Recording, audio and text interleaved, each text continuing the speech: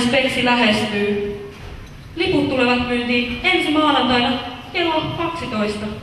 Lunasta siis paikkasi katsomaan minua, estraadien Elvistä, performanssien parasta esiintyjää, Speksin kauneinta, luovinta ja suurinta tähteä. No niin, eli kaikki siis maanantaina. Siis ensi maanantaina. Lippuja ostaa itselle, kavereille, tutuille ja tuntemattomille. Ja vaikka nyt vois päätellä toisinkin, niin kyllä mä haluan teidät tytötkin siellä nähdä.